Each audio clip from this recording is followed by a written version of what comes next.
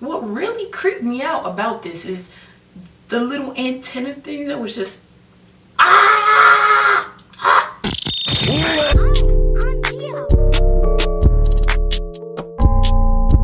What is up? How's everybody doing out there? It's your girl Jazz, and thank you for stopping by. If you're new to the channel, hola, ¿cómo estás? My name is Jasmine, aka Jazz. Thank you for coming back. I'm on the last episode of 13 Reasons, and let me just tell y'all,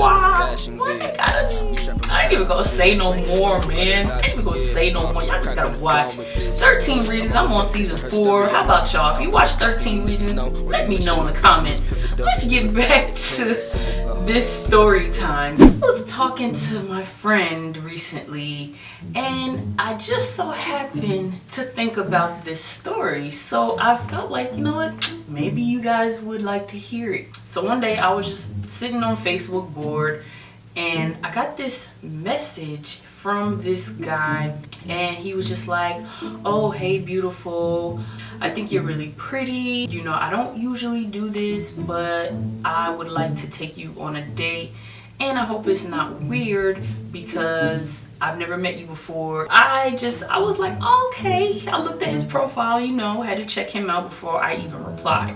No girlfriend, no kids, so it was cool, and he was cute. So I messaged him back and was just like, oh, well, thank you. We just kind of went into a conversation just about each other. I was just like, well, where you from? Do you have any kids? I didn't see any on your profile. He's like, no. And I'm like, yes. It was just natural conversation, and so at the end of it, he was like, so would you go on a date with me? And I was like, okay, sure, why not? I'm single, why not? So we made arrangements to meet up very soon. The day came or whatever, I ended up driving to him, and so instead of actually going out, we actually stayed in. He was like, we'll get a movie going, I'll get you some wine, and I'm gonna cook for you. So I was like, okay, I like that. You know, I didn't mind it. So, you know, watching a movie, laughing, joking, everything is going so well. And, you know, he's cooking. It looks like a movie, like at the beginning of one of those movies. It was just like he was making sauce, and he was like, oh, taste it. And oh, it was good. So he made some type of pasta, garlic bread, like cheesecake. He didn't make the cheesecake, but he bought the cheesecake. So yeah, everything was going well. He had good conversation. You know, he was just asking about me, and I was asking about him. Everything was going so smooth. And then he was like, well, you know, this was a good idea, but I wish I could have just took you out to a restaurant. And I was like, what do you mean? And he was like, well, I couldn't actually go out because I have a curfew.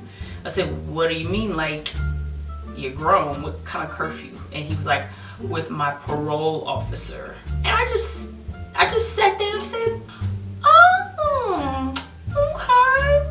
I was just like, really? Like, and he was doing so well. He cooked the food, it was good, the wine was good, everything was good. But I was just like, ugh, like, really? After that, I was just like, I guess I'll stay for the end of the evening or whatever. So we ended up finishing the movie. He was like, well, do you want to watch another movie? And I was just like, yeah, we could do that, because I didn't have anything to do the next day. Plus, it was still somewhat early. It wasn't even 10 o'clock. So from all that wine I was drinking, I had to use the bathroom. He was like, oh, it's down the hall to the right. Go in there. Everything's cool, and I'm just thinking about everything like, okay, well, yeah, you know, it was a good date. I don't know about the whole parole thing. I really don't like that. But, you know, the food was good. And then, as I'm sitting there thinking about everything that's going on, I turned to my right because I was reaching for the tissue roll. I'm still sitting on the toilet, mind you. As I'm turning to reach for the tissue, I see this big ass cockroach sitting on top of the tissue holder. And when I say this is one of the biggest damn cockroaches I've ever seen, this was one of the biggest damn cockroaches I've ever seen. And if you know me, you know I don't even do roaches. I am afraid of roaches. Of course, I'm sure nobody likes them, but there are some people that they might see a roach and then, oh, that's a roach, and just step on it or kill it. Whatever. No.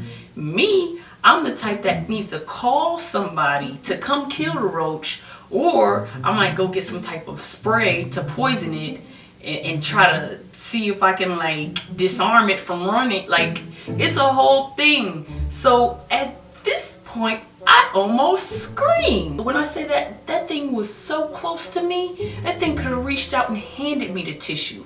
And then what really creeped me out about this is the little antenna thing that was just